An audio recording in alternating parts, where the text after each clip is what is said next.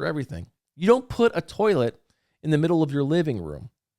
You don't put 2,000 football fields of solar panels on prime farmland.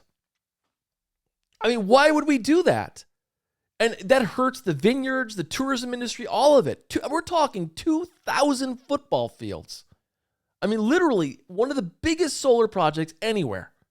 And it's going to be on farmland that we all grew up picking and seeing and eating fruit from.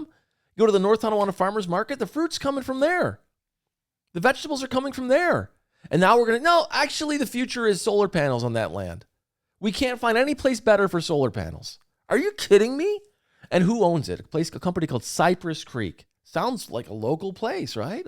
Oh, Cypress Creek. Cypress Creek is a Swedish company.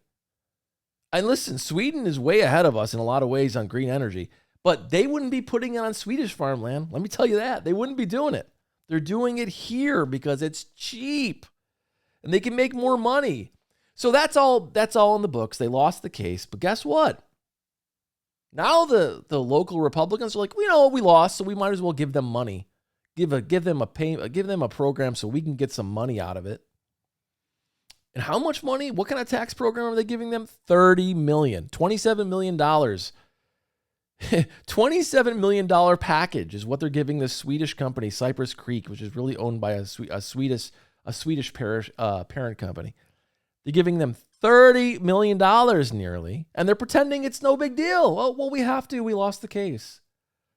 If it's a profitable company, first of all, I'll take a step back. Why the heck is New York State forcing this on local municipalities? Again, I'm a Democrat, but I believe in free market principles. If this was really such a great project, communities would be fighting for it. All right? They're not, because nobody wants to put solar panels on prime farmland. Let me tell you about Western New York farmland. Why is it so good? I said this before. George Washington said we're going to have wars over this farmland because it's so good. Because in the last ice age, when the Great Lakes formed and Niagara Falls formed and the Finger Lakes formed, huge mile-high, 2-mile-high, 3-mile-high walls of ice pushed all the soil from Canada down here into southern Ontario and western New York. That's why you have the, quote, Canadian shield, all that exposed rock in northern Canada. 70% of Canada is exposed rock, because the soil came here, that rich soil that we can farm with. And we're going to get rid of that, strategic advantage and say, well, that's what we should do is the Republicans in Niagara County have a great idea. Let's just fund this project we failed to stop. Let's just fund it and pretend it's not a big deal and that we have no choice. You have lots of choices. Who's making money on this funding deal? Who's the bond lawyer? So they had a